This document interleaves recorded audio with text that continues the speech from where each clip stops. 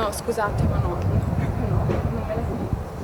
Erika, la figlia del professor Diego Lapen, si scusa ma non se la sente di parlare. Gli occhi rossi racchiudono tutto il dolore per la tragedia che ha colpito il padre, ex vicepreside dell'ITIS Fermi, 71 anni, travolto in via Trento a Villorba mentre era in sella alla sua bici da una 500 condotta da un ragazzo di 18 anni. Quel dolore profondo ma composto che avvolge l'abitazione di via Diaz. Poco dopo arriva anche il fratello Tommaso. Vengo da un viaggio molto lungo, mi spiace ma preferisco evitare, grazie. Nella villetta di Ponzano è un continuo via vai di amici e familiari, nessuna voglia di parlare, forte lo shock per quanto accaduto.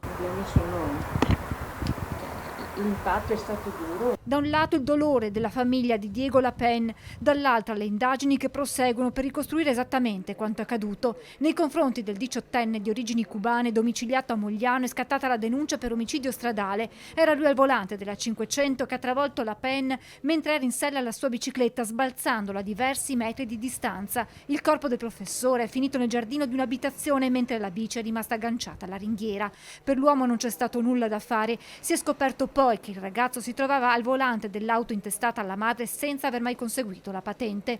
Così racconta il sindaco Francesco Soligo, tra i primi ad aver raggiunto il luogo della tragedia. Non ho avuto modo di scambiare parole con il ragazzo, al momento era molto scosso. Non possiamo tollerare comportamenti irresponsabili che mettono a rischio la vita degli altri. Chi si mette alla guida senza i requisiti previsti dalla legge commette un atto gravissimo e deve rispondere con pene esemplari. Ha aggiunto Soligo che questa mattina ha incontrato la moglie e la figlia della vittima. Questa mattina ho incontrato la moglie e la figlia del professore, le ho accompagnate per le pratiche burocratiche e la tensione è ancora molto alta. Diego Lapen per anni ha insegnato prima al liceo Da Vinci, poi all'ITIS Fermi, di cui ha ricoperto anche l'incarico di vicepreside. Lo ricorda così una vicina e madre di una sua alunna. Come professore come lo ricordate? È buono, sì, buono, sempre disponibile, sì.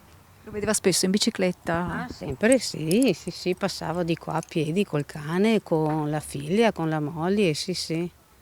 No, guardi, mi dispiace da morire, proprio. È una cosa grande, perché pensare vai fuori, fare un po' di moto, diciamo, e non torni più. Anche gli altri vicini lo descrivono come una persona buona, gentile, spesso lo vedevano in sella alla sua amata bicicletta. Andava via in bicicletta e ho saputo la notizia, triste notizia insomma. Riservato, anzi non... purtroppo mi dispiace tanto perché sì, era una buona persona, parlava spesso, era buono. Lo vedevo uscire in bicicletta? Sì,